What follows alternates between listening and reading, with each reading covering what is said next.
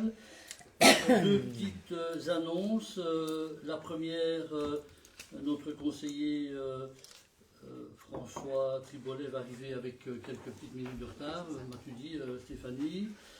Excusez, si vous voulez bien, Eric Van de Velde. Et alors aussi, tous ensemble, souhaiter un joyeux anniversaire à Étienne, qui a 45 ans, c'est ça? 45 ans. Magnifique. Tu ne fais vraiment pas ton âge. Non, tu ne fais pas ton âge, tu fais un petit peu plus. Voilà. Merci. Tu offres un verre là-dessus ou pas? Sans problème. Ah d'accord, oui, un petit bonus, c'est pas mal. Alors, nous commençons par le point 1. Personnel, règlement de travail des agents communaux, révision.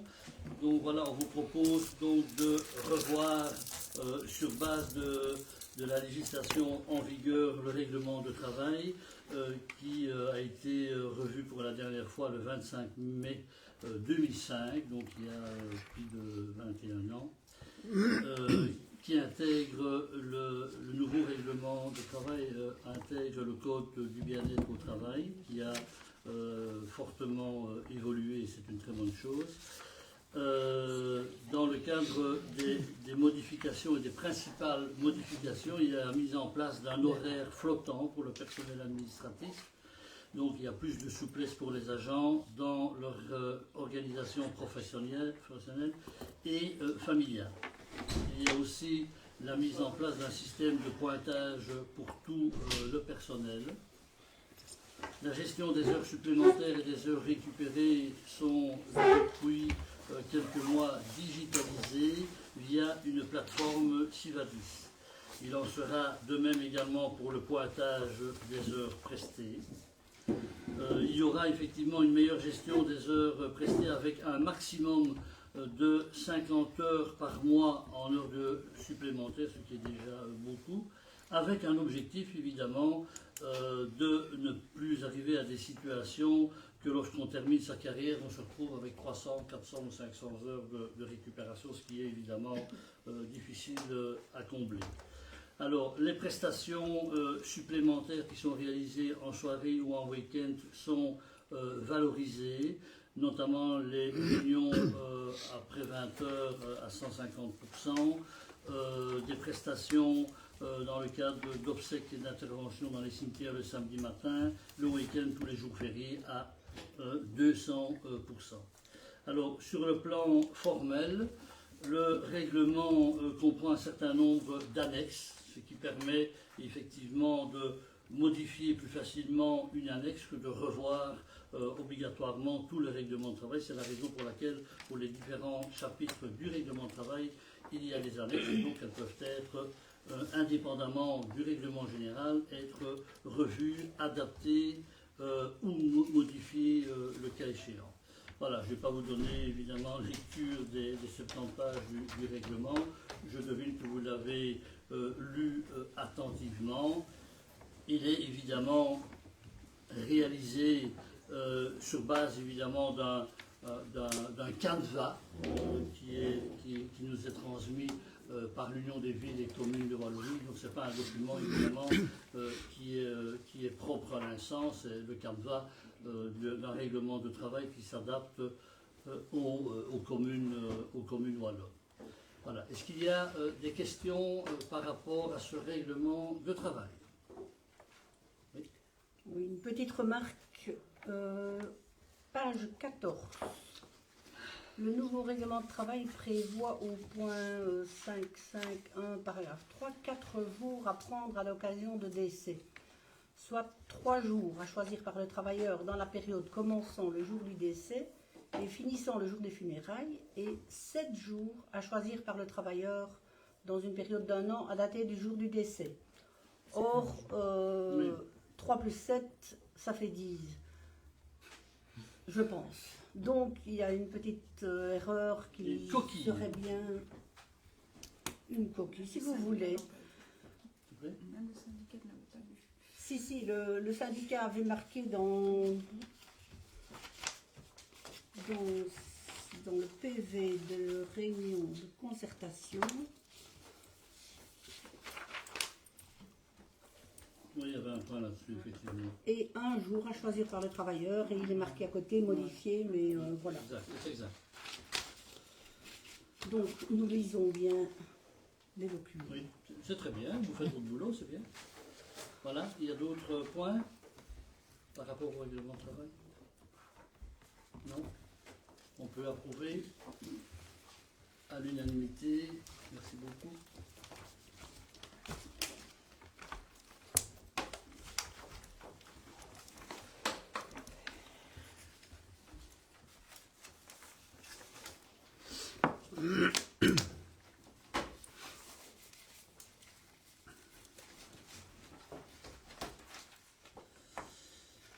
Le point 2, personnel, rapport 2025 relatif à l'emploi des travailleurs en situation de handicap, prise de connaissance. Donc ce document passe au conseil communal tous les ans.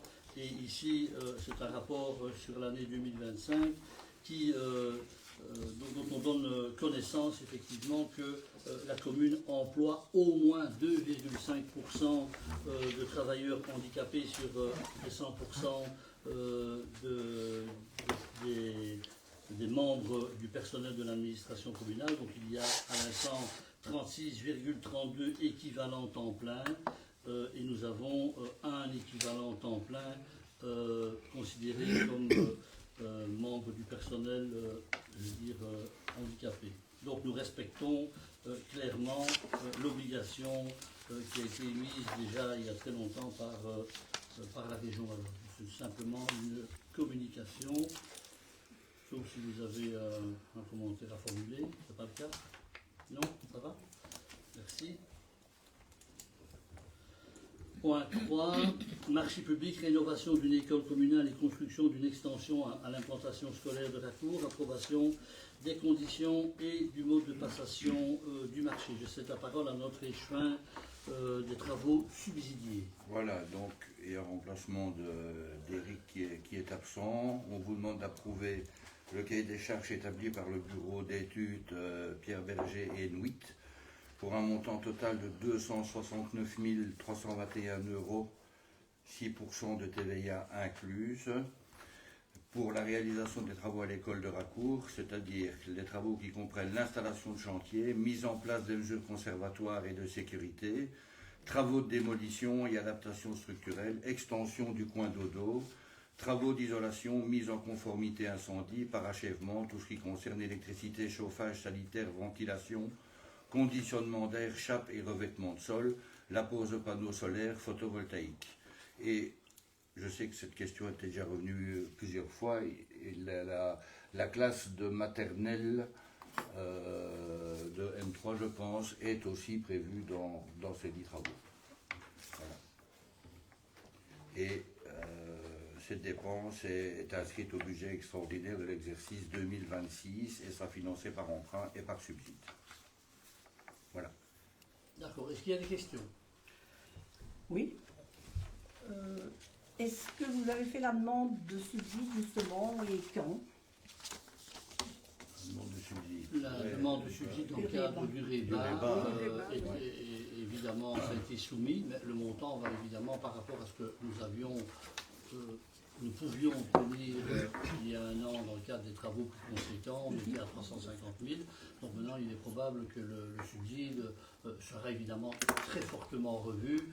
On compte sur une trentaine de milliers d'euros de subside. Et quand est-ce que ça a été transmis? C'était là la question, parce que dans un PV de collège de novembre 2025, il était prévu donc de faire l'amende. Ce n'était pas encore fait. Je n'ai pas la date donc, de l'amende, mais c'est forcément... Ça a été fait récemment? Je ne sais pas, hein, c'est fait aussi... Le bureau d'études. Voilà, c'est le bureau d'études C'est le qui gère bureau ça, d'études, oui, c'est hein. tout. Ouais, effectivement. D'accord. Mais le montant va être revu. Et la demande de permis? La demande de permis, ben, c'est... C'est déposé aussi. Elle est déposée. Elle est en cours. D'accord. Merci. Et on a obtenu aussi dans le cadre d'un rapport, un audit énergétique, disons, pointu, nous avons obtenu pour Racour une subvention de 26 000 €. un peu plus de 26 000 euros, et pour l'école de l'Instant, un peu plus de 27 000. Donc ça, on a reçu les notifications cette semaine. D'accord? Voilà, est-ce qu'il y a d'autres questions par rapport? Oui. Oui. Pourquoi est-ce qu'on a prévu l'extension pour le point dodo, tout ça, avant les travaux d'isolement sur l'ensemble des bâtiments? Il y a une raison spécifique à ça? Je suppose que c'est le bureau d'études qui a décidé que c'était comme ça, que de cette façon-là, que ça devait être réalisé. Ok. Voilà, et oui, ce que j'ai oublié de signaler, c'est que les travaux seront réalisés par phase, donc il n'y aura logiquement pas besoin d'installation de containers comme c'était initialement prévu. Ok, mais ça c'était aussi dans mes questions, parce que quand on lit les documents, on voit que des classes vont devoir être déplacées. Oui, mais donc, ça se fera, donc ils feront classe par classe. Donc autrement dit, il y aura peut-être une partie des classes qui devront être déménagées un petit peu dans le réfectoire pendant une semaine ou deux, le temps de réaliser les travaux, quoi. Donc pour vous, ça serait une semaine ou deux, et combien de classes devraient être déplacées? Mais une à la fois. Chaque fois par Bah oui, ce sera, mais au ce total, sera le fait- nombre de classes qui ce sera seraient... fait, ce sera fait par phase. ça c'est Ce sera a priori toutes les classes, Toutes puisque les classes devront toutes les être classes déplacées, doivent être réisolées. Donc, D'accord. Et avec les travaux qui vont démarrer, est-ce que ça suffira pour tout ce qui est problème d'isolation, justement, dans la classe de maternelle que vous avez C'est le but, hein. c'est le but, et le bureau d'études était chargé justement de veiller à ça. Donc je présume que, oui, on a toujours très insisté là-dessus. Donc je présume qu'ils ont fait le cahier des charges en fonction de nos desiderata et justement de pallier à ce souci. Même chose pour la classe de primaire qui est à l'étage, qui est souvent surchauffée quand il fait vraiment très chaud. On a Oui, communiqué comment se Mais comme il y a- comportait le système de chauffage. Apparemment, c'est une partie des travaux qui va démarrer. Donc ma question est de savoir si ces problèmes-là sont déjà réglés dans ces premiers travaux qui vont commencer, ou si ça sera dans une deuxième Ces phase. travaux-là seront normalement réglés. C'est pour ça la pose de panneaux solaires et conditionnement d'air avec une pompe à chaleur normalement. Toute l'isolation va être réalisée au droit de toutes les classes. Donc, il n'y en a pas une qui va être exclue. Mais de manière différente. Oui. Elles vont traiter de manière différente. De manière plus approfondie les classes à l'étage, hein, dans la partie où il y a vraiment la surchauffe. Sinon, dans les autres, je me souviens bien, parce que j'ai vu une fois les plans, c'est un matelas d'isolant qui va être déposé sur le faux plafond. Sur le faux plafond existant et le remplacement normalement de tous les éclairages. Hein. C'était déjà lettre, mais c'est le support en lui-même qui doit être changé et qui permet d'obtenir un subside intéressant. Oui. C'est là qu'on est en mesure d'aller chercher. C'est là qu'on va chercher le subside. C'est en changeant tous les subsides. En changeant les bacs à lumière. Ouais, Okay. Et les travaux commenceraient quand? Normalement, c'est prévu à l'été. Donc pas mai-juin, donc ça commencera l'été malgré les congés du bâtiment. Donc Apparemment. Et du coup, les travaux seront encore en cours à l'heure de la rentrée scolaire ou, Oui, je vous ai expliqué oui. qu'on a travaillé par classe. Par et que phase, la classe donc... qui serait, disons, en rénovation, les élèves seraient invités à aller dans le réfectoire. Voilà. Okay. Est-ce qu'il y a des séances d'information qui sont prévues pour les parents, le personnel, On le communique ça nettoyage en temps voulu, là, maintenant c'est évidemment trop tôt. Hein. Maintenant, ici, c'est lancer le marché, donc on ne sait même pas qui va réaliser ces travaux, qui va remporter le marché public pour réaliser ces travaux. Donc, une fois qu'on connaîtra l'entreprise qui va réaliser ces travaux, ben, on pourra justement discuter de toutes ces modalités avec eux. Ok. Voilà. D'accord? Pas d'autres questions? Je vous remercie. On peut approuver le cahier des charges et le montant estimatif des travaux, oui? À l'unanimité, merci.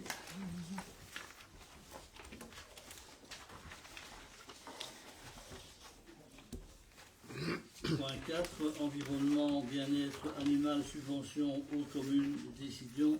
Donc, le gouvernement wallon a fait du bien-être animal une de ses priorités. Cette matière étant gérée par le ministre-président d'Olinon. Et donc, des subsides seront octroyés à partir de cette année.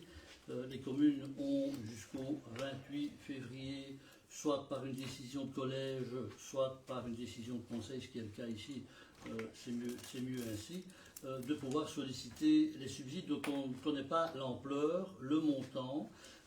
Il y a déjà eu auparavant des subsides qui avaient été octroyés, notamment pour encourager les communes à partir de 2013, à privilégier et organiser la stérilisation des chats errants, ce qu'on fait depuis 2013, depuis la première année de mise en place de ce service-là. Et donc c'est la raison pour laquelle, à partir de 2015, il y a eu un petit subside qui a été octroyé dans le cadre justement de la stérilisation des chats, 1750 € en 2015, et puis un montant plus modéré malheureusement, de 250 € en 2016, 2017 et 2018. Et donc maintenant, la volonté, c'est d'encourager les pouvoirs locaux à faire du bien-être animal une priorité, ce qu'on peut évidemment totalement saluer, du moins en ce qui nous concerne. Et donc plusieurs missions sont déjà réalisées, réalisées au niveau de la commune, et d'autres actions le seront aussi, notamment dans le cadre de l'élaboration et de la mise en place et de l'approbation du règlement général communal de police qui devrait sortir ses effets, qui devrait être voté dans les différents conseils communaux dans le courant du mois d'avril-mai, c'est ce qu'on nous annonce. Et donc il y a évidemment différents points, l'introduction d'utilisation de robots tondeuses, vous l'avez vu, la nuit pour la préservation des hérissons, l'interdiction des feux d'artifice, afin de préserver les animaux domestiques et sauvages, et les derniers feux d'artifice de fin d'année ont fait encore des ravages. Je ne sais pas si vous avez vu les documents de Gaïa, il y a eu des dizaines et des dizaines d'animaux qui ont été blessés, qui ont été tués, qui se sont empalés dans les clôtures, etc., notamment des chevaux. Donc c'est une vraie catastrophe. Et donc, à l'instant, je devine que, et j'espère qu'on est tous sur la même longueur d'onde, que les feux d'artifice, certainement dans la formulation, dans la manière de fonctionner, font pas mal de dégâts. C'est la raison pour laquelle maintenant, depuis quelques années, mais évidemment avec un coût plus important, il y a les feux d'artifice à bruit contenu. Ça peut être un petit peu moins de faste, mais ça a l'avantage évidemment de préserver nos animaux de compagnie. Donc il y a différents points, comme je l'ai dit, qui seront repris dans le règlement général de police, afin non seulement de réaliser toutes ces actions au profit du bien-être animal, mais aussi de, avoir des mesures qui sont identiques dans toute la zone de police. Donc ce sera le cas pour les 6 communes de la zone de police. Nous avons mis en place maintenant depuis 3-4 ans, à la demande des riverains, mais c'est utilisable par tous les Lincentois, la création d'un parc canin à l'ancien terrain de football. Il y a une zone là où les propriétaires font courir et gambader leurs chiens, ce qui est évidemment tout bénéfice pour eux. C'était une initiative effectivement qui a été mise en place à la demande de pas mal de personnes. Et alors, et ça peut paraître anodin, je n'ai pas encore eu l'occasion de célébrer un mariage en présence d'animaux, mais on pourrait venir avec sa chèvre, son lapin nain ou sa perruche. Donc c'est autorisé. Donc on reprend l'accueil d'animaux domestiques hors NAC, évidemment les nouveaux animaux de compagnie, lors des cérémonies de mariage civil. Voilà. Est-ce qu'il y a des questions? Dans tous les cas, l'objet du point, c'est la sollicitation du subside et forcément la validation des différentes actions qui sont menées, qui sont déjà menées depuis pas mal de temps. Je l'ai dit, la stérilisation des chats errants, on a commencé en 2013, et toutes les autres actions qui seront réalisées aussi, toutes les protections que nous prenons pour nos animaux de compagnie. Voilà. Est-ce qu'il y a des questions par rapport à ce point? Oui. Je lis, pourquoi vous avez prévu l'interdiction des cirques sur le territoire de la commune? Il y a des cirques sans animaux, ou en tout cas sans animaux? Non. Ce qui est interdit, c'est les cirques avec animaux. Avec animaux. Donc les cirques avec uniquement des clowns et des artistes, des athlètes, etc., ça c'est évidemment tout à fait autorisé. Donc, c'est ceux avec on animaux. parle bien des cirques qui utilisent des animaux et qui vivent évidemment dans des conditions guère avantageuse. Oui, Donc on c'est fait parce qu'il y avait évidemment la écrit distinction interdiction quand on parle aussi, des sites, c'est c'était des pas sites clair, avec un alors niveau. Hein. c'est pour ça que je vous posais Voilà, la question. d'accord. Et dans les mesures prévues, je vois qu'on prévoyait l'autorisation d'accès dans les logements sociaux. Oui, C'est l'autorisation quoi des animaux domestiques dans Oui. les logements sociaux Oui, ou c'est ça. oui, c'était c'est ça. ça, Ok. tout à fait. Ok. Parfait, merci. Voilà, pas de questions, on peut approuver la liste des missions. Oui, à l'unanimité, merci.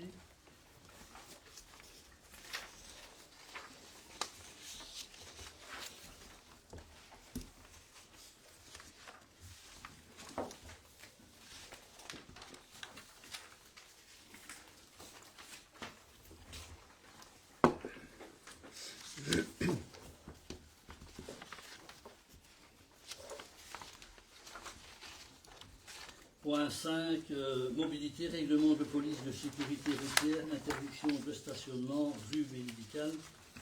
Vous avez vu le projet de délibération. On demande donc au conseil communal de valider la proposition et le principe de l'interdiction de stationnement sur 2 endroits dans la rue médicale. Cette demande a été formulée il y a déjà quelques semaines, quelques longues semaines, par un agriculteur local qui qui a évidemment de grandes difficultés à sortir et rentrer dans ces hangars agricoles lorsque aux 2 endroits repris sur le plan, des véhicules sont en stationnement. Donc on trouve la demande tout à fait légitime de permettre à un agriculteur de travailler, de rentrer et de sortir de chez lui avec son matériel. Et on vous demande donc de donner un avis favorable quant à sa demande, en sachant que l'approbation revient au SPOE et à la direction de la mobilité. Voilà. On peut approuver le point? Oui? À l'unanimité, merci.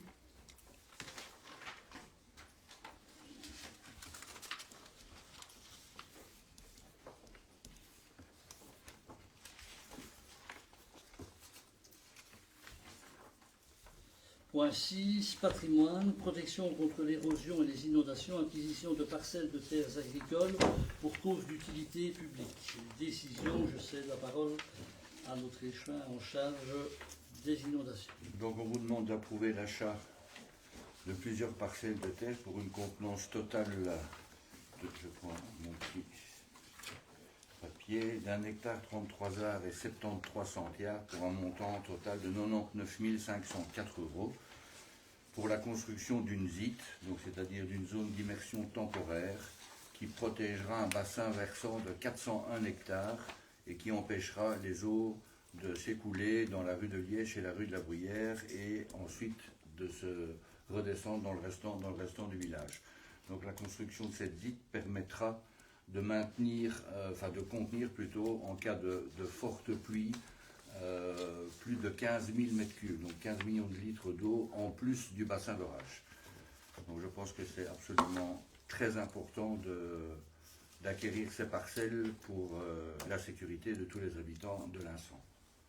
Et de, évidemment, charger le notaire l'étude Wouter Sebarchi de faire les acquisitions des actes, la réalisation des actes, et ces articles sont... L'achat peut se faire avec l'article budgétaire inscrit à l'extraordinaire en 2026. Voilà. Y a-t-il des questions? Oui. Je me pose la question dans les considérants. Il y a le montant total de la transaction est de 99 504 €. Oui. Or, on parle de 80 000 € l'hectare. Or, le premier lot concerne donc 1 hectare 24 arts 38 centillards, ce qui équivaudrait à donc, si on multiplie ce montant là par 80 000 € l'hectare, ça fait déjà le montant de 99 504 €. Et le deuxième lot, c'est 9 arts 35, ce qui représenterait le montant de 7 480 €. comme c'était prévu dans le PV de collège du 17 décembre 2025. Là, donc, il était prévu l'acquisition de ces 2 parcelles. Et en faisant donc la multiplication, on arrive bien à 99 504 plus 7 480. C'est probablement une erreur alors. Donc le montant qui est repris dans la délibération, c'est l'acquisition de la grande parcelle et C'est on ne ça. tient pas compte des 9 arts, c'est ça? C'est ça. 9h35. D'accord, donc on vous demande si quelqu'un peut faire le petit calcul des 80 000 euros l'hectare fois combien 9 arts, 935 mètres carrés. C'était ce qui était repris, donc déjà, donc, comme je disais, dans le D'accord. PV de collège. D'accord. Donc on doit ajouter, si vous voulez bien, au montant repris dans la délibération, un montant de 106 000 et quelque chose. 7480, je pense.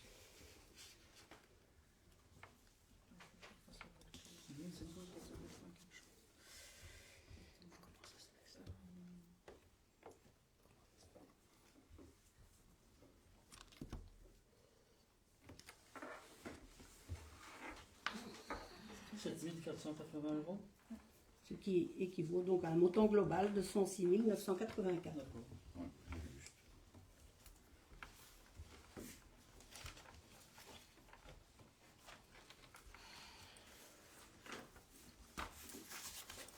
Merci Marie-Madeleine. Voilà, est-ce qu'il y a d'autres questions par rapport à ça? Une petite question. Oui. Je suis tout à fait d'accord avec vous que l'acquisition de ce terrain, c'est vraiment un plus pour la lutte contre les inondations, donc ça c'est une bonne nouvelle. Par contre, on s'interroge un peu, vous aviez expliqué qu'en collège, notamment du 17 décembre 2025, vous avez pris la décision d'essayer d'avoir ces terrains par acquisition plutôt par expropriation publique pour garder la bonne entente avec les agriculteurs. Pour gagner ce qui du est- temps. C'est surtout pour gagner du pour temps. gagner du temps. Parce que, du coup, quand je vois le prix à l'hectare, 80 000 euros l'hectare, quand je vois le prix moyen dans la région, c'est quand même un prix fort élevé par rapport au prix du terrain. Donc, est-ce qu'en prenant cette décision, ça ne met pas un impact sur le budget communal parce que le prix est plus élevé? Après, ça permet l'acquisition. Je comprends aussi de garder la bonne. Mais voilà, je m'interroge un peu. Est-ce qu'il n'y aurait pas eu moyen d'avoir alors ces terrains peut-être moins chers par l'autre biais? Mais il y aurait eu la possibilité effectivement d'avoir les terrains à un prix probablement quelque peu inférieur, effectivement, via une procédure d'expropriation pour cause d'utilité publique. Et ça prend du temps parce que évidemment l'exploitant peut, évidemment le propriétaire peut évidemment se manifester et alors on est parti en justice et donc ça peut traîner très très longtemps. Donc nous sommes quand même tenus par un délai dans le cadre de la réalisation des travaux, tout doit être terminé pour fin 2027, ce qui veut dire que nous n'étions pas en mesure certainement d'entreprendre toutes ces démarches-là. Nous avions obligatoirement l'obligation de trouver un terrain d'entente et un prix, ce qui est évidemment beaucoup mieux aussi que d'être en objection, je vais dire, et en conflit avec les propriétaires de parcelles, les agriculteurs eux-mêmes. Donc voilà, c'est peut-être le prix est peut-être légèrement forcé, mais c'est le prix de la tranquillité, c'est surtout le prix de l'avancement du dossier qui nous permettra de solliciter certainement et d'obtenir les subsides. Donc la différence est minime parce que si on n'est pas à 80 000, on s'y approche quand même. Il y avait une différence. Après, voilà, il y a des explications, des justifications. Il y avait une différence. C'est pas non plus du simple au double. Voilà. C'est pas jusque-là non plus. certainement Hein, pas, bon, mais certainement pas. il Il y y a avait une quand même petite une différence, différence. effectivement. On est bien d'accord. Et alors, je vois que c'est soumis à l'approbation du Conseil, enfin, qu'on vous demandez qu'on vote la désignation du notaire choisi. Je m'interroge un peu. Est-ce que c'est pas une compétence normalement du collège? Je m'étonne qu'on fasse cette demande au Conseil communal. Et si oui, alors ma question est de savoir s'il y a eu un marché public avant de choisir ce notaire-là. Alors si on doit valider la désignation de ce notaire. Il n'y a pas eu, de marché public pour la désignation du notaire parce que depuis très longtemps, nous avons, je dirais, une certaine forme de privilège de pouvoir compter sur l'étude en question qui nous rend de très nombreux et de très précieux conseils. une attention vraiment particulière pour la bonne et simple raison que le notaire ou que l'étude du notaire est originaire de l'entité de l'Insan, ce qui justifiait à l'époque déjà, disons, l'appel presque systématique au notaire dont vous citez le nom. Et évidemment, nous sommes très très très satisfaits de cette relation. Et la commune sort pleinement gagnante de cette collaboration et des services qui sont rendus par l'étude du notaire. Donc voilà, nous avons décidé effectivement de passer, comme c'est le cas assez fréquemment, je pense systématiquement, de travailler avec le notaire. Évidemment, ses origines de la commune, de l'étude dans tous les cas, facilitent et justifient aussi le choix. Ce n'est pas une obligation. S'il vous plaît ? Ce n'est pas une obligation Ce n'est pas une obligation. d'avoir un marché public. C'est une question. C'est une question. On sera en dessous des montants. Oui.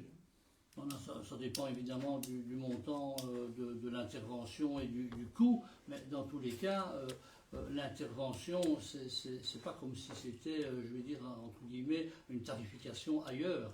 C'est un tarif évidemment qui est imposé, c'est un pourcentage. Donc, je veux dire, il n'y a pas de grande différence, il n'y a pas de différence, je veux dire, entre les prix pratiqués par un notaire, un autre notaire de ANU et l'étude que nous avons choisie. Mais voilà, la motivation, c'est surtout le service dont nous pouvons bénéficier. Il y a un autre service qui va être rendu aussi par l'étude prochainement. C'est notamment l'organisation d'une conférence justement organisée par le Conseil consultatif communal des aînés où la notaire vient présenter et expliquer un petit peu comment fonctionne et toutes les mesures qui doivent être prises, les précautions que doivent prendre, je vais dire, les personnes dans le cadre de la succession, de la transmission de leur patrimoine, etc.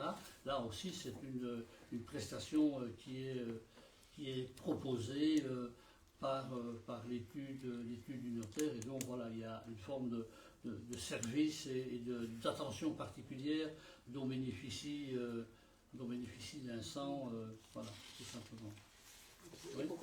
Et donc pourquoi c'est pas le collège qui a pris cette décision, que c'est soumis au conseil? Il me semblait que c'était une Ça pourrait être le compétence. collège, simplement parce que c'est la délibération, on parle de l'acquisition des parcelles et du prix, et donc on adjoint à ce point-là le fait que, voilà, dans une même délibération, le conseil communal valide ce choix, mais qui paie le plus peut le moins, donc je me dis que ça ne doit pas poser de problème. Voilà. Est-ce qu'il y a d'autres questions?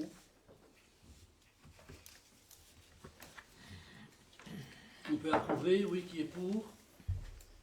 À l'unanimité, merci.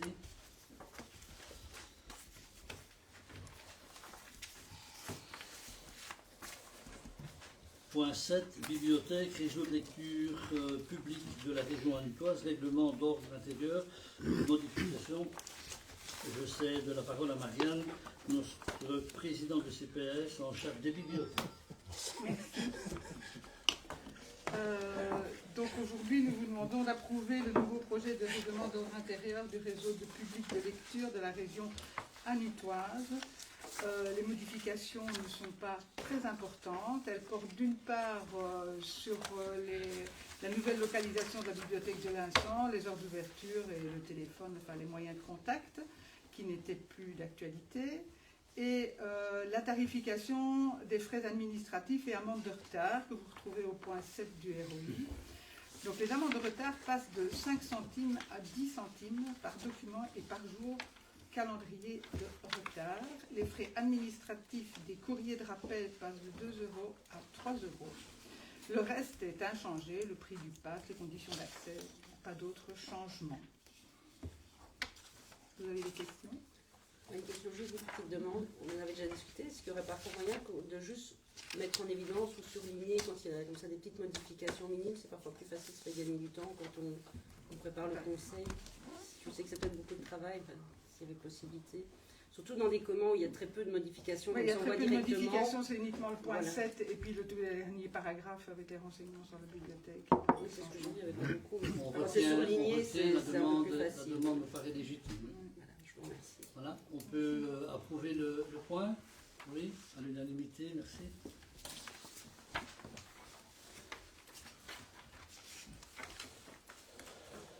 Point 8, CCCA, rapport financier 2025. Donc vous avez ici la liste des dépenses, des recettes dans le cadre des activités qui ont été organisées en 2025 par le Conseil consultatif communal des aînés, à la grande joie évidemment de nos seniors. Les activités mensuelles qui marchent toujours aussi bien. Simplement une petite modification des activités. Avant il y avait, je veux dire qu'on appelle ça les thés dansants et les valses, ça n'a plus trop de succès. Donc maintenant c'est remplacé par des activités de loto où il y a évidemment de très beaux lots à gagner et parfois une certaine tension dans la salle.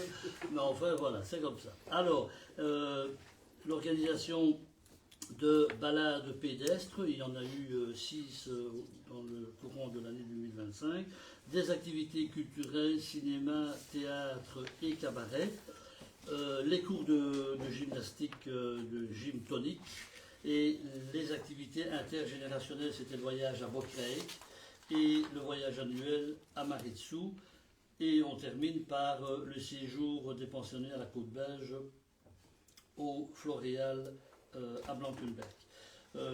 Donc toutes ces activités ont engendré une recette de 20 249,50 € et des dépenses de 33 875,40 €, ce qui veut dire un ratio, une dépense globale hors évidemment charge du personnel pour l'employé qui suit admirablement bien CCA, un coût de 13 625 €, c'est-à-dire très objectivement des peanuts au regard d'un budget communal de 5 millions d'euros. Je pense que nos seniors méritent une attention particulière. Et donc, sur base de ce montant-là et du coût, quand on fait les recettes moins les dépenses, on arrive à 13 625, ce qui veut dire que lors de la modification budgétaire, la prochaine et la première modification budgétaire 2026, il faudra que nous adaptions un petit peu les crédits. En réalité, c'est toujours 29 000, 39 000, c'est-à-dire une différence de 10 000 €. On a vu qu'en 2025, nous étions à 13 625, donc il y aura prochainement, pour le budget 2026, une petite adaptation de quelques milliers d'euros de dépenses supplémentaires, mais encore une fois, c'est très bien géré, aussi bien administrativement que dans les faits, et nous sommes évidemment pleinement satisfaits de notre employé en charge du CCA. Voilà. Est-ce qu'il y a des questions par rapport à ce rapport financier? Oui, une petite question pour Madame Leschwin des aînés. On entend qu'on prévoit des nouvelles activités, tout ça c'est très bien, mais est-ce que le CCCA a-t-il prévu des pistes pour essayer de diminuer chaque fois ce problème de déficit? Donc il y a une augmentation de 3 625 € qui devrait être prévue au budget. Bon, c'est pour les aînés, on entend, c'est bien, mais est-ce que du coup vous prévoyez des pistes pour essayer de diminuer sur les années futures, qu'il y ait moins de montants comme ça à suppléer par rapport au budget? On ne va pas faire des activités payantes puisqu'il n'y en a pas du tout. Je ne vois pas pourquoi on devrait mettre un coût pour les activités. Je ne sais pas, je pose la question parce qu'on avait prévu 10 000. Bon, là, il y a un supplément de 3 625. Donc oui, mais ça dépend le coût de certains voyages. Voilà. Donc pour vous, on ne mettra rien en place pour essayer que ça ne se reproduise pas les années différentes. C'est tout à fait. Par rapport, c'est pas parce que c'était 29 et 39 que maintenant il y a une petite différence que ça va faire, comme M. Bourgmas dit, pour les aînés, ça n'a pas de prix. Donc, qu'est-ce qu'on diminuerait? Qu'est-ce qu'on devrait faire payer?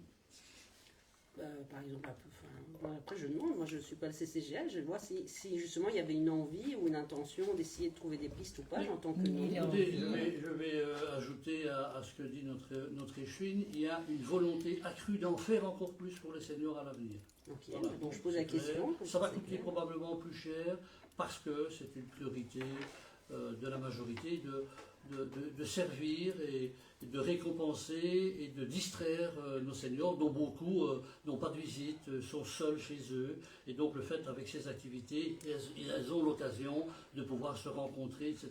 Donc ça s'appelle la cohésion sociale, c'est un top, Tout à fait, mais et ça n'a pas de prix. ajouter des activités, tout ça c'est très bien, mais je pose la question, en tout cas nous posons la question dans une période où justement les budgets communaux sont à mal, donc on pose la question, surtout que c'est pas retirer des activités ou empêcher, c'est parfois trouver des pistes ou augmenter un petit peu, ou en tout cas aider ceux qui ne savent pas à leur payer les prix, enfin, c'est poser la question, mais donc voilà, votre position c'est non, on supplera. C'est de faire ce qu'on fait depuis de très longues années à la satisfaction des seniors. C'est des activités un peu diverses. Et il y a évidemment une intervention, parce que le tout gratuit, ça n'existe plus. Ça, on est bien d'accord. C'est la raison pour laquelle il y a 20 000 euros Il y de a recettes. certaines activités qui sont tout gratuites, c'est bien, hein, comme la gym, tout ça. Oui, voilà, la plupart des activités sont quand même payantes. Voilà, Mais voilà, donc l'organisation d'activités au profit des seniors, ils peuvent participer tous les seniors de la commune. C'est toujours à peu près le même groupe, c'est-à-dire, je dirais en tout, une centaine de personnes. Certains participent plus aux balades pédestres, d'autres au voyage, d'autres, je veux dire, au théâtre ou au cabaret. Voilà, il y a différentes activités. Et voilà, le cinéma par exemple, où là, on promeut le fonctionnement d'un petit cinéma de ville, celui de Warem, pardon. Et donc voilà, là on fait du bien aussi à l'associatif, aux petites ASBL. Et donc c'est tout bénéfice pour le cinéma qui parvient, je vais dire, à vivoter, on peut dire ça parce que c'est très difficile. Et donc le fait d'aller au cinéma, mais c'est aussi une manière de soutenir l'art, le cinéma et les petites ASBL. Donc tout le monde s'y retrouve. Oui, mais peut-être que les aînés ne seraient pas spécialement compte de mettre 1 ou 2 euros en plus et de continuer à participer à ces activités. C'est pas l'intention. C'est pas justement pas l'intention. l'intention. Quand on voit que parfois, il y a, enfin voilà, par exemple, je vois un certain dîner qui fait un surcoût de 2 000 euros pour un repas, ou alors, voilà, enfin, ou adapter le menu, ou des choses comme ça. C'est pas le but de diminuer ou de ne plus faire les activités, c'est parfois les adapter. On ne va pas en parler pendant 2 heures, on a compris vos positions, ça coûte trop cher pour la commune, mais pour nous, ça ne coûte pas trop cher. D'accord? On peut valider les comptes.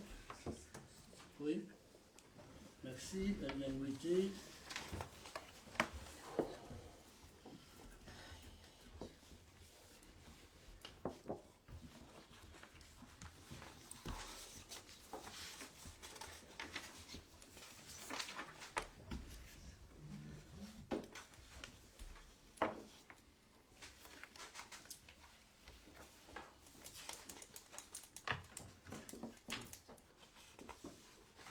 Point 9, CCCA, rapport annuel 2025, prise de connaissance. Je vais donner lecture du rapport établi, toujours avec la même savoureuse plume, par le secrétaire du Conseil consultatif communal des aînés, à savoir M. Pierre Paulus.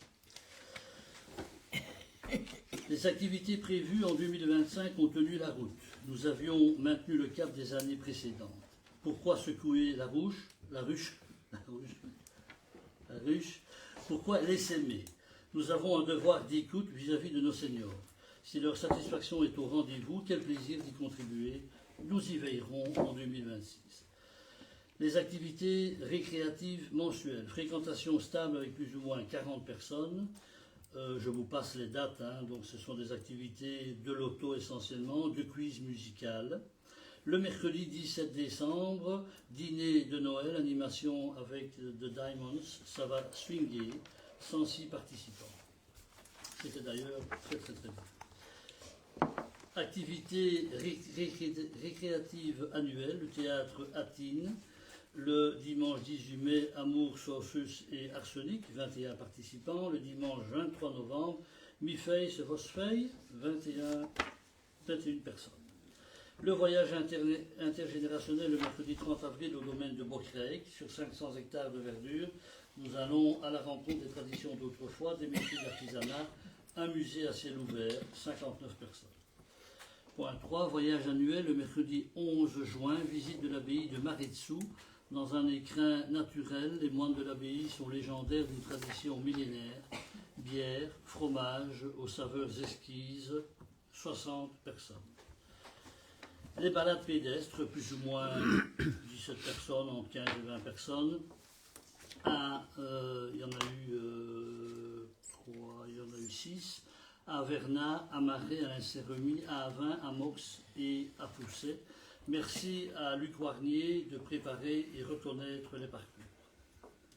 Point 5. Cinéma aux variétés à Warem. Le jeudi 13 février en fanfare, découvrant l'existence d'un frère qui joue du trombone dans une fanfare villageoise. Un chef d'orchestre réputé offre à cette dernière l'opportunité de concourir et d'emporter la mise. Divertissement assuré. Le jeudi 18 septembre, Regarde, des parents décident d'emmener en vacances leur fils atteint d'une maladie rare, entraînant la perte de la vue, et lui donner ainsi un dernier aperçu de la beauté des lieux visités. Amour et lumière, émouvant. Le jeudi 20 novembre, La femme la plus riche du monde, les pouvoirs de l'argent, ses intrigues, ses lâchetés au sein d'une famille très fortunée. Satire des vices concomitants entre eux. Point 6, Floréal à Blankenberg du 13 au 20 juin, 17 personnes. Point 7, Saint-Nicolas à la résidence et au bocage, plus ou moins 100 gaufres concoctées par quelques volontaires, Nadine, Martine, Théa et Patricia, et distribuées par Yvette et Martine et Françoise. Point 8, Gilles 12, la devise est maintenue, un esprit saint dans un corps saint, qu'elle se vérifie pour celles et ceux qui s'en inspirent. Voilà. Prise de connaissance de ce très beau rapport annuel des activités du CCA.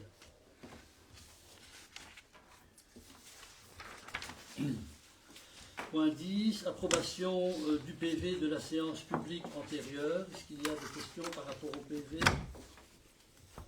Oui, nous demandons un report, étant donné que les questions d'actualité ne figurent pas dans ce PV.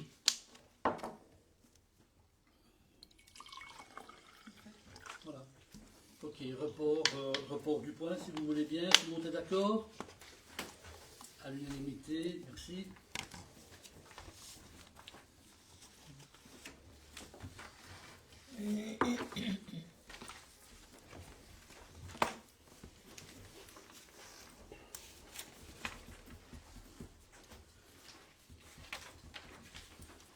Point 11, ajout d'un point supplémentaire à l'ordre du jour du Conseil communal de ce soir. Demande d'ajout par le groupe En Avant LPR. Voilà, je vous donne l'occasion, mesdames, de présenter en détail votre demande.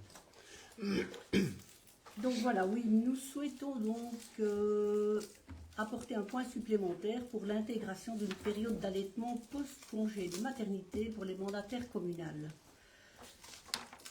Le groupe En Avant souhaite en effet une avancée dans la mise en œuvre d'un mécanisme permettant de prolonger le retrait des activités politiques au-delà du congé de maternité légal. L'engagement politique des femmes est un pilier de notre démocratie et la sous-représentation des jeunes mères au sein des instances décisionnelles découle souvent d'un manque de structures adaptées aux réalités de la maternité. Contrairement aux salariés des secteurs privés ou publics, bénéficiant de protection via le Code du bien-être au travail, le statut social de l'élu local est souvent lacunaire en matière de prolongation de congés pour allaitement. Il y a donc une nécessité d'éliminer les obstacles qui contraignent les femmes à choisir entre leur mandat électif et leur choix de parentalité, afin de garantir une réelle égalité de chance avec leurs homologues masculins. Le CDLD prévoit une période de maximum 20 semaines de congé de maternité à l'occasion de la naissance d'un enfant. Mais il est important de prendre en considération que les semaines prises avant la naissance sont comptabilisées dans cette période, de sorte que, régulièrement, la période de congé de maternité prend fin alors que l'enfant n'est pas âgé de 20 semaines. Le congé permis à l'occasion de la naissance, lequel est ouvert tant aux hommes qu'aux femmes, a pour but de se reposer et de bénéficier de la présence du bébé. Par contre, le congé d'allaitement a pour but de permettre à la mère de prolonger l'allaitement dans de bonnes conditions, D'ailleurs, l'OMS préconise pour le bien-être de l'enfant un allaitement exclusif jusqu'aux 6 mois. Et cet allaitement est même conseillé jusqu'aux 2 ans de l'enfant. Il est impératif de prendre en compte qu'un allaitement peut être mis à mal si l'enfant n'est pas mis au sein toutes les 2-3 heures, de jour comme de nuit, et ou si la maman est soumise à un stress ou à une fatigue intense. A noter également que de nombreux bébés refusent le lait maternel par le biais de biberons. En plus, imposer aux jeunes mères qui souhaitent poursuivre l'allaitement de tirer leur lait revient à les condamner à une charge mentale et physique énorme. Il faut penser à prendre son tire-lait, il faut penser à le tirer aux bonnes heures, il faut penser à prendre le matériel pour tout réfrigérer, il faut penser à nettoyer le tire-lait régulièrement et dans de bonnes conditions d'hygiène. Et en ce qui concerne la fatigue, la protection de lait maternel demande au corps plus d'énergie que le fonctionnement du cerveau et revient à courir 11 km par jour.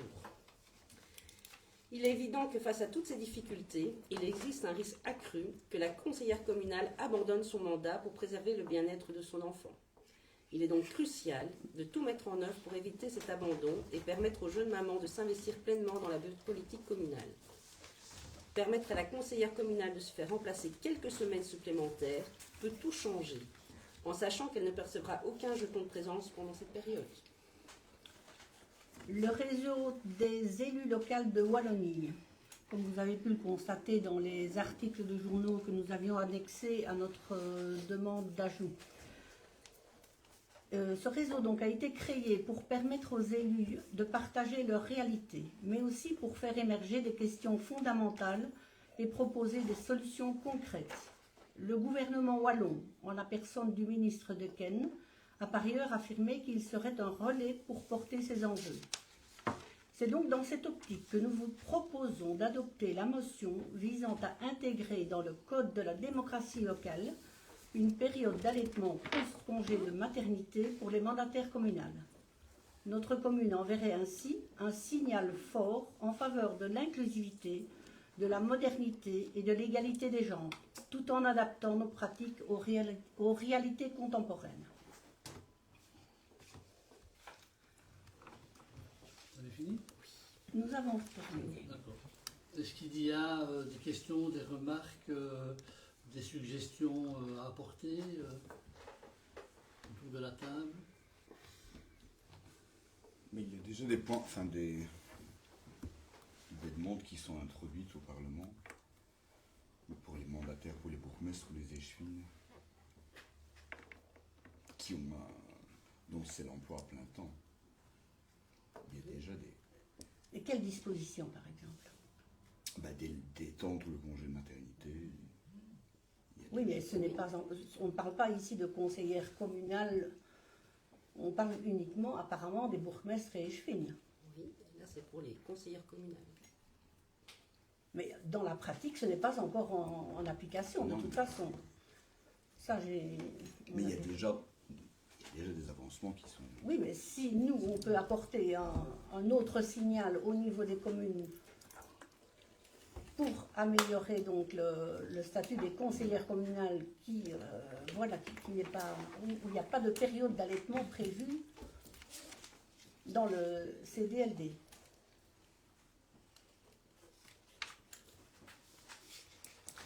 Pas d'autres interventions par rapport à ça? Qui est favorable à l'adoption du point présenté?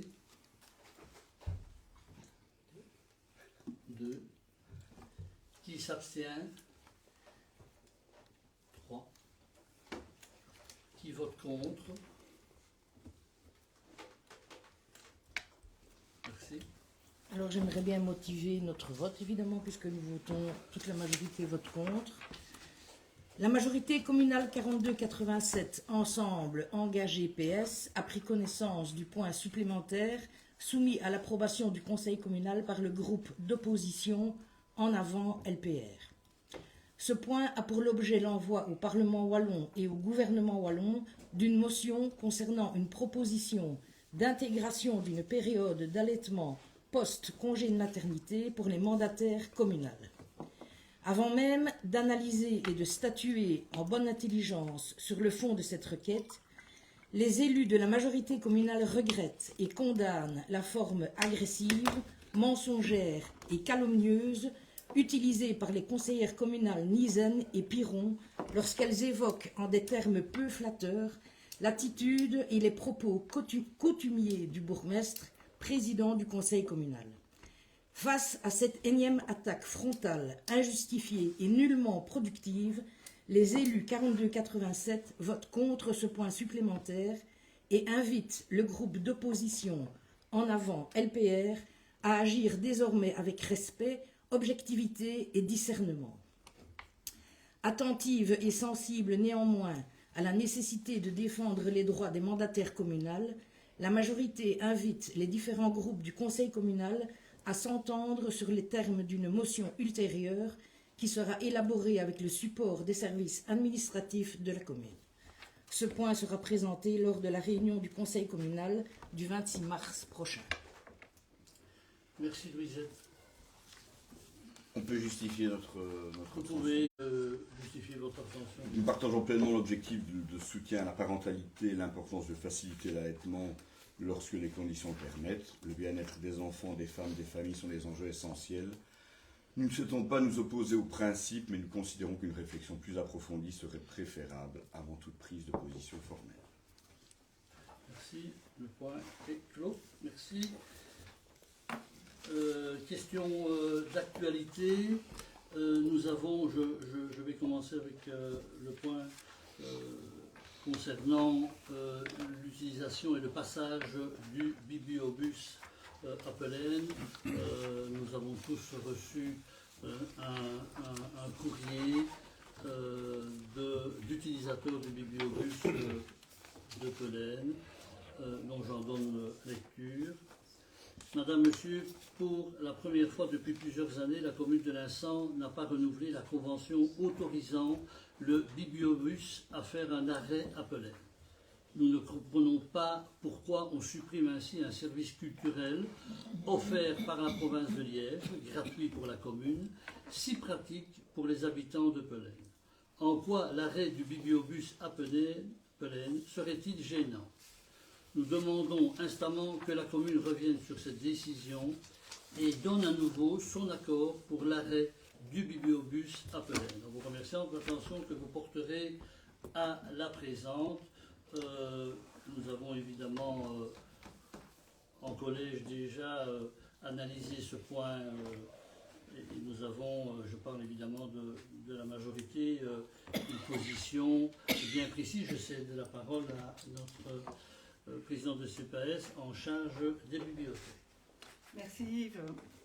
J'ai bien entendu reçu moi aussi ce courrier puisque nous l'avons tous reçu et j'avais déjà reçu avant le courrier au préalable un des usagers du bibliobus qui était venu m'interpeller directement. Alors je souhaite ici prendre un moment pour expliquer avec toute la transparence nécessaire les raisons qui ont conduit le collège à revoir le service du bibliobus. Pendant de nombreuses années, notre réseau de lecture publique reposait sur deux implantations, la bibliothèque de Linsant, située au sein même de l'école de Linsant, et la bibliothèque libre de l'Oasis à Racour. Ces deux lieux font partie du réseau de lecture de la région anutoise, dont nous venons d'approuver le nouveau règlement d'ordre intérieur. Lorsque l'école a exprimé le besoin de récupérer l'espace qu'occupait la bibliothèque, nous avons dû envisager une nouvelle implantation. L'acquisition d'un bâtiment au centre de Racour a alors constitué une véritable opportunité. En effet, un rez-de-chaussée parfaitement adapté, accessible aux personnes à mobilité réduite et immédiatement disponible pour accueillir une bibliothèque moderne. Grâce à la récupération de rayonnage de qualité lors du déménagement de la bibliothèque des Chiroux, nous avons pu aménager un espace chaleureux, structuré en deux zones, jeunesse, adulte, et offrant plus de 7000 ouvrages. Cette nouvelle bibliothèque communale a été inaugurée en mai 2025. Aujourd'hui, avec la bibliothèque communale et la bibliothèque libre de l'Oasis, nous proposons près de 17 heures d'ouverture par semaine, réparties sur 4 jours, en semaine et le week-end. C'est une offre très largement supérieure à celle du bibliobus décidément, qui ne passait à Pelaine que 30 minutes toutes les 3 semaines, hors vacances scolaires.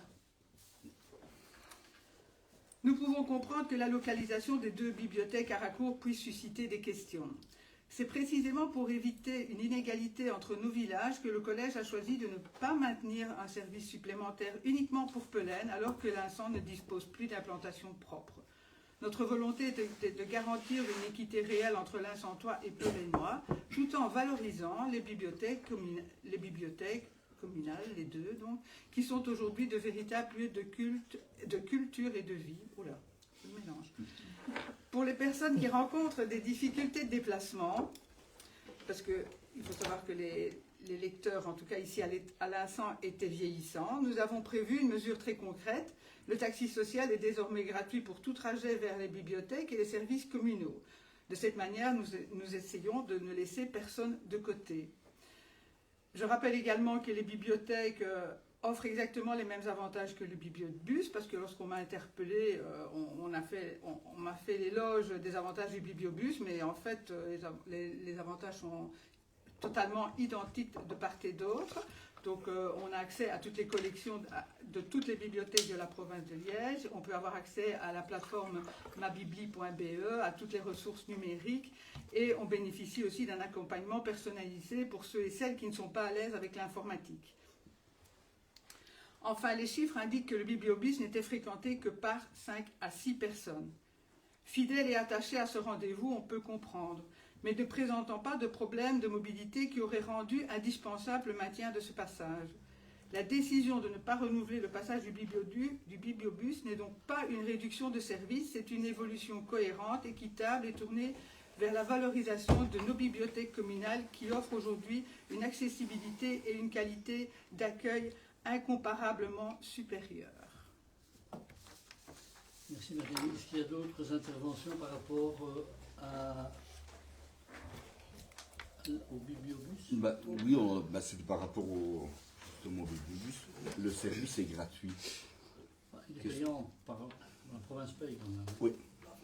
Non, mais enfin, ça n'a pas, non, mais c'est pas rien. gratuit. Je veux dire, ça coûte à la société, ça coûte à la province et nous aussi. Tous les... Ça coûte.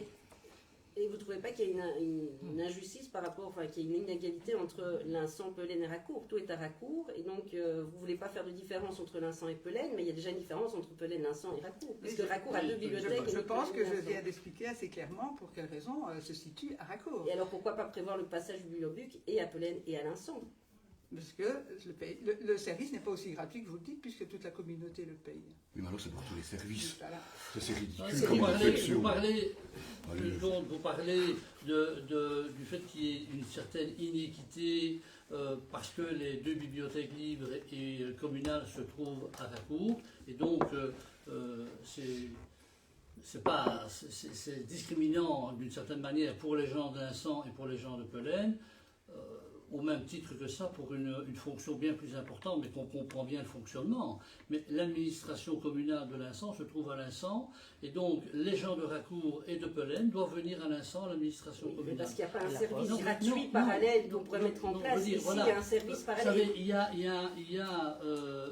y a une bibliothèque à Anu, il y a l'utilisation, le bibliobus circule très peu, de moins en moins, dans les communes périphériques du Grand Anu, je vais dire ainsi, dans les écoles et à Abolens, parce que c'est le village qui est le plus éloigné du centre-ville de Anu, mais uniquement à Abolens.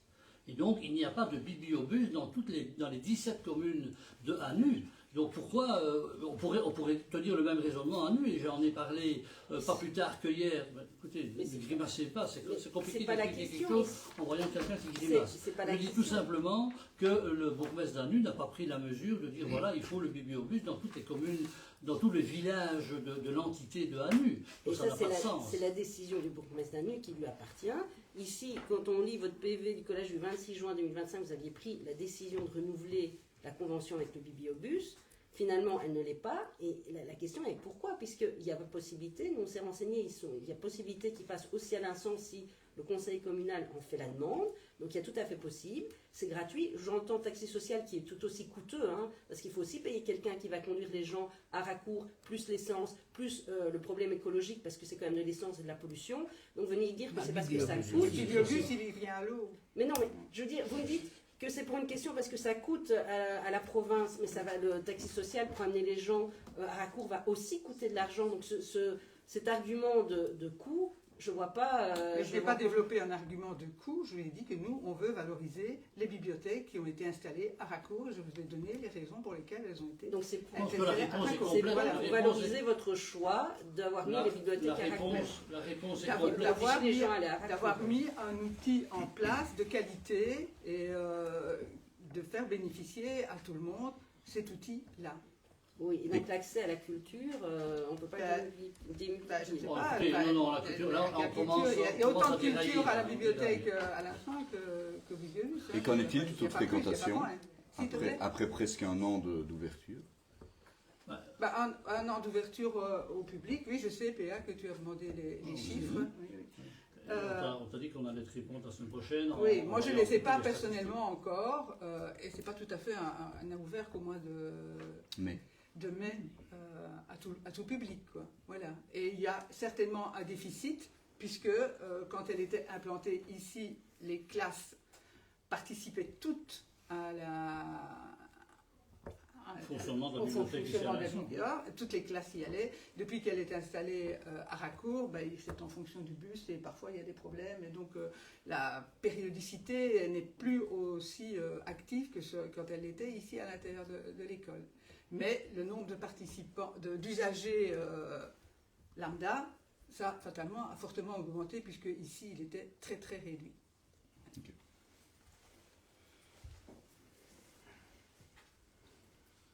Voilà. Y a-t-il d'autres questions d'actualité? Oui.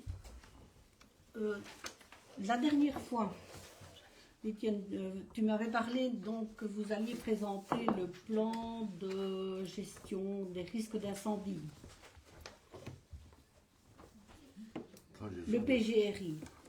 Lors du dernier conseil communal, tu m'avais dit que le PGRI va être présenté Les inondations, Mais c'est ce qu'on a disons que voté. c'est une partie du PGRI, ce que Oui. tu as présenté tout à l'heure. Mais il y avait quand même d'autres points noirs dans la commune qui doivent être, qui ont été relevés par le bureau Géodex. Il y a Je d'autres- suppose. il y a d'autres points noirs, mais le principal, c'est celui-ci. Ben oui, ça j'ai bien compris. Donc, et une fois que celui-ci sera mis en place, on va, comme maintenant, comme c'est décidé et que c'est voté, maintenant on va demander à Géodex d'étudier plus en profondeur, comme il a fait avec celui-ci, pour les autres points noirs. Je voudrais peut-être préciser que si vous faites référence à la problématique, et notre échevin est aussi particulièrement concerné, de Pelaine et de la rue du Bordelais, les travaux qui sont réalisés à la rue de la Cosse, disons, devraient atténuer fortement les risques d'inondation et les eaux stagnantes au carrefour près de l'église et près de la salle, ça c'est une Et chose. ça vous en Et avez déjà deuxièmement, parlé plusieurs fois. oui, mais vous posez plusieurs fois la même question, donc nous on peut répondre plusieurs fois aussi. Et donc dans la rue du Bordelais, nous allons installer, via un avenant, mais je suppose que vous l'avez vu ou peut-être pas, Des nous avaloirs. avons installé des nouveaux avaloirs pour justement permettre à l'eau de rentrer dans le système d'égouttage plutôt que de couler et de noyer le bas de la rue du Bordelais.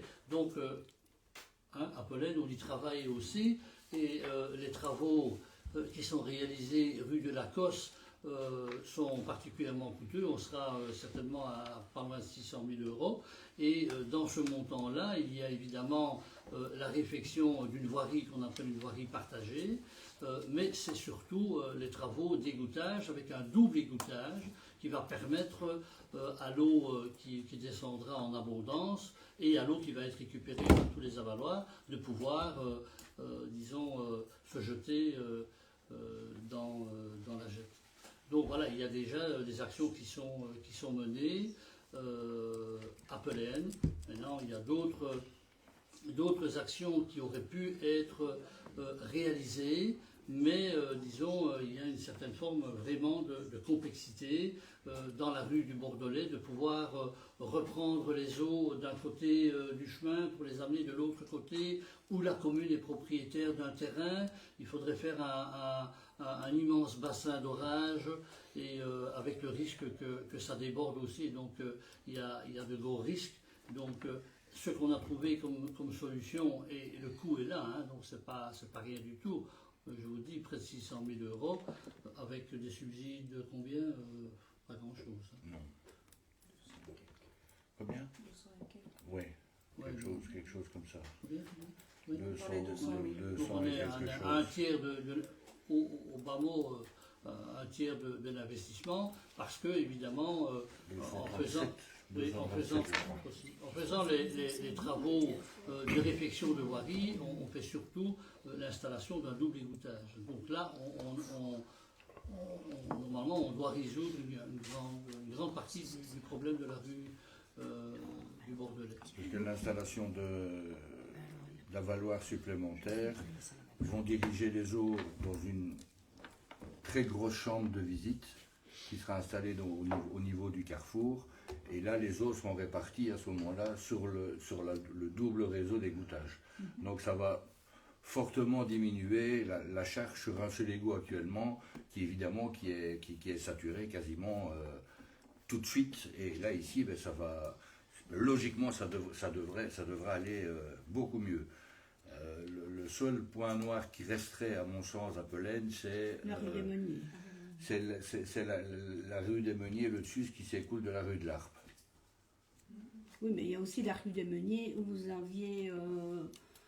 où un fossé a été creusé et Oui. qui doit être renforcé. Si je On doit le reculer un petit peu et y adoucir la pente contre les propriétés et ramener le réseau d'eau à la voirie. Et il faut savoir qu'il y a quand même un souci, on doit lutter contre les inondations, mais logiquement, on ne peut pas faire couler les eaux qui viennent des terres, on ne peut pas les faire couler sur la rue. Ni dans le réseau d'égouttage. Donc c'est un peu compliqué. Ah oui. Oui, c'est le code de l'eau est très. Les eaux de pluie ne peuvent pas logiquement se retrouver dans l'eau. Elles sont obligées de se. On ne peut pas même dire on va utiliser le caniveau pour les diriger, ça on ne peut pas. Donc elles doivent aller sur la rue et puis alors après, ben, le réseau d'égouttage fait son travail. Et après, ça se retrouve de toute façon au même endroit. Hein. Donc là, il faut avouer qu'il y a quand même des choses qui ne sont pas. Des aberrations. Oui, il y a des aberrations dans la législation et c'est parfois un peu compliqué de jouer avec ça et de mettre en place le système vraiment ad hoc qui pourrait régler le problème. Et dans la rue de l'Arpe, à mon sens, il faudrait refaire une deuxième butte. Plus proche de la rue des Meuniers. Mais ça, M. Tonon et Géodex, il travaille, il part là-dessus aussi, mais voilà. Et à l'instant, il restera, une fois que la ZIC sera mise en place, il restera à un coin sur le dessus de la rue des Gottes. Pour préserver la rue des Gottes. Et là, logiquement, ce sera un travail qui sera quand même beaucoup moins onéreux parce qu'il y a moins d'empiètement à prendre et c'est juste, je vais dire, un petit talus pour rediriger l'eau à un endroit bien précis qui ne pose pas de problème. Mais voilà, c'est à l'étude et c'est extrêmement compliqué parce que monsieur Tonon du bureau Géodex, ben, il prend le cas des pluies qui tombent sur 30 ans et sur les pluies qui tombent sur 100 ans. L'évolution des pluies de maintenant, donc c'est assez fastidieux à comprendre, mais il faut savoir qu'il s'est basé sur les pluies. Les dernières grosses pluies qu'on a eues il y a quelques années qui ont créé les inondations, ben, elles sont extrapolées avec les événements pluvieux et le réchauffement climatique qui arriveront sur 30 ans et sur 100 ans. Donc il faut trouver un juste milieu, parce que sinon, si on dit sur 100 ans, on ne construit plus rien nulle part, jamais plus. Et donc il faut trouver le juste milieu, c'est extrêmement compliqué. Mais on y travaille, franchement, on y travaille. Et les bassins d'orage, il n'y aurait pas moyen d'en faire plus? Mais les bassins d'orage... Ce qu'on fait, la zone d'immersion temporaire, c'est une forme oui, de bassin d'orage naturel. Hein. Celui-là, oui, mais je parle ailleurs, notamment dans la rue. Mais il faut que ce soit le bon endroit, la bonne situation, Mais et si voilà. possible avec Rappelez-vous, il y a un eu... terrain communal pour ne pas Oui. sortir trop d'argent, ou alors de nouveau il faut partir sur une expropriation si ce n'est pas le bon endroit.